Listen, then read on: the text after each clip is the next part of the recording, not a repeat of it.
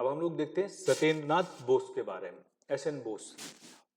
S N Bose एक physicist थे और खासकर क्वांटम फिजिक्स में इनका नाम है। क्वांटम फिजिक्स सबने फिजिक्स में पढ़ा होगा, ठीक है। जब फोटान के पार्टिकल्स, उनको क्वांटा बोलते हैं, सूक्ष्म जो बिल्कुल फिजिक्स है उसको क्वांटम फिजिक्स बोलते हैं। जो पार्टिकल फिजिक्स है ना, जब आप किसी एटम के अंदर जाते हो एटॉमिक पार्टिकल्स में, उसकी जो फिजिक्स है, उसके रूल्स, उसके साइंटिस्ट थे क्वांटम फिजिक्स के। बहुत बड़ा नाम है सत्येंद्रनाथ बोस का, ठीक है। सबने एक नाम सुना होगा, बोसॉन पार्टिकल। पहले मैं उसी के बारे में बता देता हूं, BOSON, बोसॉन। बोसॉन पार्टिकल्स एक नाम है, बहुत बड़ा नाम। आज से 5-6 साल पहले तो ये इतना न्यूज में रहता था। Higgs boson. हिग्स बोसॉन को नाम दिया गया था गॉड पार्टिकल, कि जब ये दुनिया बनी, ये ब्रह्मांड बना, यूनिवर्स, तो ये साइंस ये मानती कि बिग बैंग हुआ, वृहत विस्फोट। ये हम लोग ज्योग्राफी में पढ़ते हैं, वृहत विस्फोट हुआ, सब चीज गैस में बन गई, हर चीज। फिर कैसे ये चीजें आपस में, वो पार्टिकल जुड़ते गए और ठोस चीजें बनती गई, ये प्लैनेट्स बनते गए, ये स्टार्स बनते गए, सन बना, ग्रह बने, उपग्रह बने। ये सब कैसे बना, ये मास कहाँ से आया, जो द्रव्यमान है ये कहाँ से आया, इसको प्रूफ करने के लिए, अच्छा वो जो पार्टिकल माना गया कि जिससे पहली बार मास आया, उसको नाम दिया गया हिग्स बोसॉन। बोसॉन बोस के नाम से, इनके कंट्रीब्यूशन के नाम से। बहुत बड़ा नाम है, इसलिए उसको गॉड पार्टिकल बोला जाता था, ठीक है। सर ने, जो यूरोपियन रिसर्च एजेंसी है, उसने ये एक्सपेरिमेंट किया था, तब उसने प्रूफ किया हिग्स बोसॉन को, ठीक है। तो इतना बड़ा नाम है सत्येंद्रनाथ बोस का, इनके नाम से पूरा पार्टिकल चलता है। जो सब एटॉमिक पार्टिकल हैं वो दो टाइप के होते हैं, एक बोसॉन पार्टिकल बोलते हैं, एक को फर्मियंस बोलते हैं, FERMIONS, फर्मियंस ये बोलते हैं, ठीक है। बोसॉन्स, और इधर मैं लिख देता हूं फर्मियंस। बोसॉन्स वो पार्टिकल है जिनकी स्पिन वैल्यू जो है वो इंटीजर में होती है। ये जो जिसने साइंस पढ़ी है उनको पता है स्पिन वैल्यू होती है सबकी, वो 0, 1, 2, जबकि फर्मियंस की ऐसे होगी हाफ, या वो इंटीजर नहीं होगा, ठीक है, जैसे इलेक्ट्रॉन होता है ऐसे होगा। तो बोसॉन और फर्मियंस ये दो सब एटॉमिक पार्टिकल माने जाते हैं, इनकी कैटेगरी है ये, ठीक है। तो हुआ क्या, मैंने बताया अभी, सत्येंद्रनाथ बोस ये स्टूडेंट थे जगदीश चंद्र बोस के, JC बोस के प्रेसिडेंसी कॉलेज में।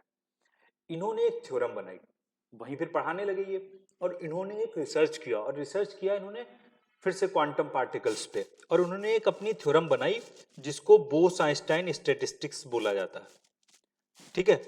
उन्होंने बोला कि जो नॉर्मल फिजिक्स के लॉ हैं, न्यूटन के नियम हैं, वो क्वांटम मैकेनिक्स में नहीं लगते हैं।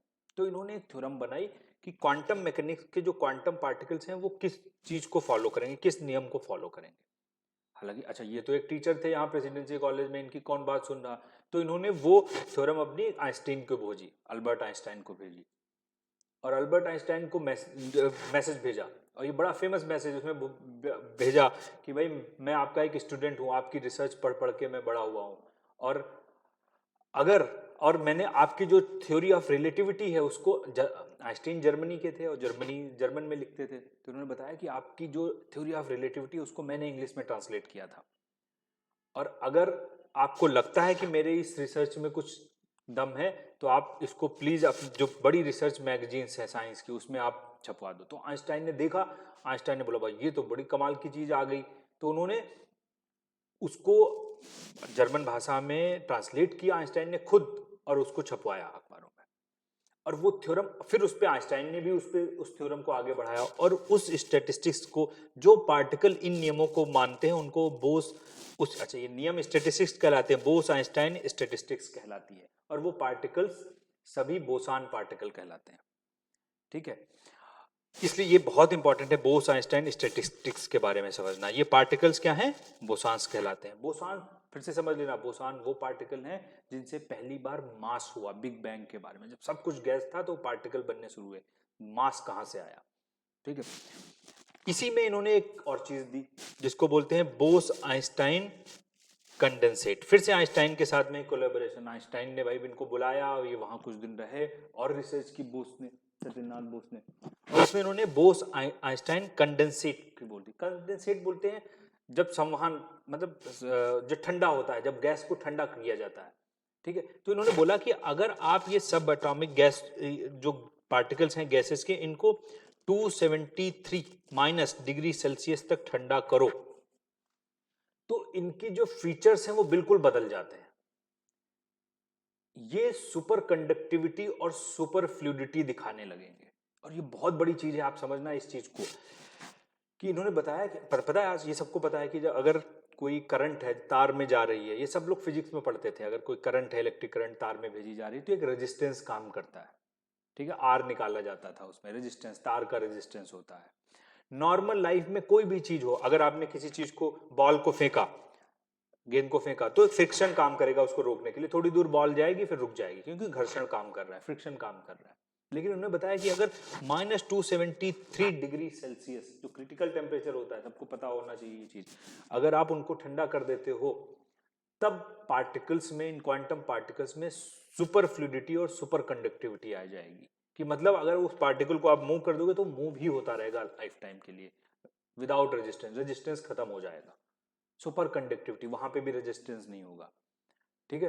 तो आजकल जो क्वांटम कंप्यूटिंग होती है उसमें इसका बहुत काम लिया जाता है, इन क्वांटम पार्टिकल्स का, ठीक है। इसलिए भले ही ये सत्येंद्र नाथ बोस को नोबेल प्राइज नहीं मिला, लेकिन इनकी रिसर्च पर काम करने वाले पता नहीं कितने लोगों को नोबेल प्राइज मिल चुका है, ठीक है। लेकिन इनकी जो ये दोनों थ्योरम है, दोनों चीजें हैं कंट्रीब्यूशन, बोस आइंस्टाइन स्टैटिस्टिक्स, वो पार्टिकल जो इसको फॉलो करते हैं बोसान पार्टिकल कहलाते हैं। मैंने बताया उनकी स्पिन वैल्यू इंटीजर में होती है हमेशा, और अगर उन्हीं पार्टिकल को आप -273 डिग्री सेल्सियस तक ठंडा कर दोगे तो वो पार्टिकल बोस आइंस्टाइन कंडेंसेट कहलाते हैं, ठीक है, जिसमें म्यूऑन्स होते हैं, हिग्स बोसान होता है, ये पार्टिकल्स होते हैं, जिसको गॉड पार्टिकल बोलते हैं, और वो सुपर कंडक्टिविटी और सुपर फ्लूइडिटी को दिखाते हैं विदाउट रेजिस्टेंस, ठीक है।